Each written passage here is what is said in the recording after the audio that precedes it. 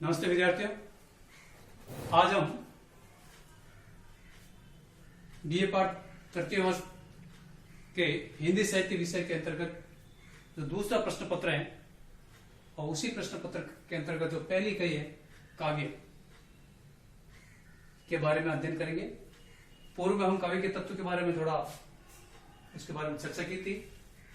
काव्य के तत्व 5 होते हैं: शब्द तत्व, अर्थ तत्व, भाव तत्व, कल्पना तत्व और बुद्धि तत्व। बुद्धि तत्व को शैली तत्व कहते हैं और विचार तत्व भी कहते हैं। तो आज हमारा जो काव्य के तत्वों के अंतर्गत जो तीसरा जो तत्व है काव्य का है कल्पना तत्व, उस पर हम अध्ययन करेंगे।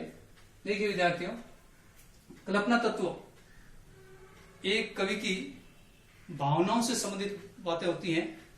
उसमें तो संक्षिप्त में यहाँ पर आपके माध्यम बोर्ड के माध्यम से समझा रहा हूं, ध्यान देंगे आप लोग।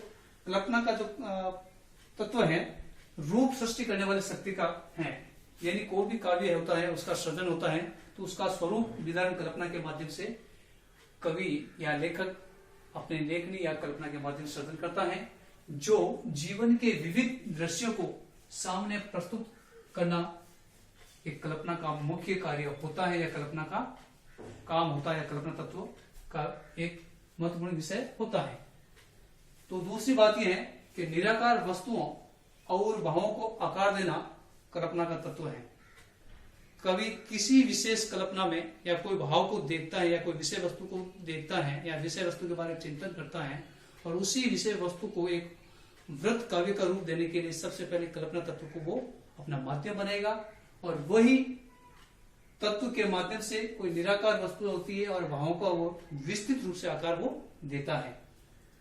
तो इसी के साथ ही जो उनके मानस में, कवि या लेखक के मानस में जो तथ्य होते हैं वो कल्पना के माध्यम से उन तथ्यों को चित्र में चित्रात्मक शैली के माध्यम से वो अभिव्यंजित करता हुआ अपनी बात को प्रस्तुत करेगा और वो भी कल्पना तत्व का एक प्रमुख कारण माना जाता है, उसका कार्य माना जाता है। और इसी के साथ कल्पना तत्व में जो कवि विशेष होता है वो भी क्या करेगा, जिसमें चरित्र या पात्र को या पात्र के अभिव्यक्ति या व्यक्तित्व को साक्षात कराता है। यानी कल्पना तत्व के माध्यम से ही कवि विशेष अपनी काव्य के अंतर्गत कोई भी पात्र होता है या कोई भी व्यक्तित्व होता है, उन चरित्र या पात्र के व्यक्तित्व को वो एक साक्षात्कार रूप कल्पना तत्व के माध्यम से हमारे सामने प्रस्तुत करता है और वो ही स्वरूप काव्य का एक बहुत ही आप कह सकते हैं उत्सुकता पर वह भावपूर्ण वातावरण हमारे सामने प्रस्तुत होता दिखता है और उसके अभाव में एक कल्पना का तत्व नहीं माना जाएगा। तीसरी बात है, नेक्स्ट बात है घटना की पृष्ठभूमि प्रस्तुत करना। कल्पना तत्व के माध्यम से वो घटना को प्रस्तुत करता है, यानी एक घटना के बाद दूसरी घटना, दूसरी घटना के बाद तीसरी घटना, इस प्रकार से घटनाओं को क्रमबद्ध तरीके से कल्पना बुद्धि या कल्पना तत्व के माध्यम से वो धीरे धीरे धीरे धीरे धीरे काव्य का सृजन करता हुआ आगे बढ़ता है, ठीक है ना। और इसी प्रकार से भावों को जगाने वाले चित्र अंकित करना ही कल्पना तत्व का प्रमुख कार्य है, ठीक है। यानी भाव कवि के हृदय में या लेखक के हृदय में जो भाव होते हैं, जो बीज के रूप में अंकुरित होते हैं, वो धीरे धीरे वृक्ष के वट वृक्ष के रूप में बनते, उसी प्रकार से उसके हृदय में जो भाव होते हैं और उन भावों को चित्र के रूप में अंकित करता है और वही चित्र के रूप में अंकित करने का पूर्ण जो तत्व होता है वो कल्पना तत्व का विशेष प्रभाव उसमें होता है। उसके अभाव में ये चित्र अंकित उसके मानस में या हमारे पाठक के या जो दर्शक है उसके मानस में ऐसा अंकित नहीं हो पाता है। अगली बात है कवियों की बिंब योजना, उनके द्वारा हृदयगम किए हुए तथ्य और भावों की सजीव अभिव्यक्ति कल्पना के सहारे ही होती है।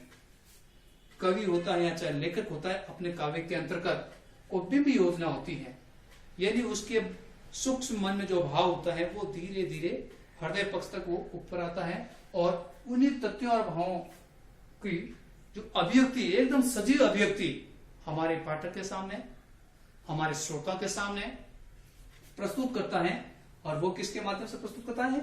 कल्पना तत्व के माध्यम से ही प्रस्तुत करता है। और अगर वो कल्पना तत्व में ऐसा नहीं करता है तो वो अपने भावों की जो सजीव अभिव्यक्ति वो हमारे सामने प्रस्तुत नहीं कर सकता। इसी के अंतर्गत अतीत को वर्तमान बनाता है कल्पना तत्व के माध्यम से। घटना कभी भी घटी हो, लेकिन कभी होता है उस अतीत की घटना को वर्तमान रूप में हमारे सामने प्रस्तुत करके हम लोगों को अतीत काल में ले जाने का जो सफल प्रयास करता है वो कल्पना तत्व के माध्यम से ही करता है। उसी प्रकार से एक कवि होता है या एक लेखक होता है, क्या करता है?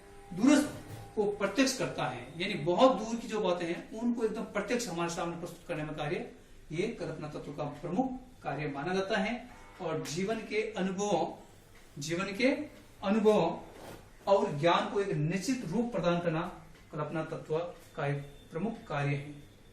लेखक का प्रमुख कार्य क्या है? कि जीवन के जो अनुभव होते हैं, हर व्यक्ति के जीवन के अनुभव होते हैं, लेकिन कवि का मूल जीवन का अनुभव क्या है? अपने काव्य का सृजन करना, और उसी काव्य सृजन के माध्यम से जो जीवन जो अनुभव है, अनुभव और ज्ञान एक निश्चित स्वरूप में प्रदान करके हम जैसे पाठकों तक, हम जैसे विद्यार्थियों तक हमारे सामने प्रस्तुत करता है।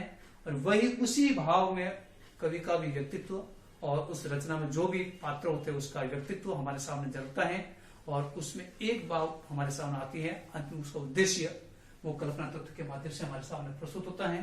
तो आज विद्यार्थी इतना ही कि कल्पना तत्व के माध्यम से काव्य के तत्व क्या विशेष प्रभाव होता है। धन्यवाद।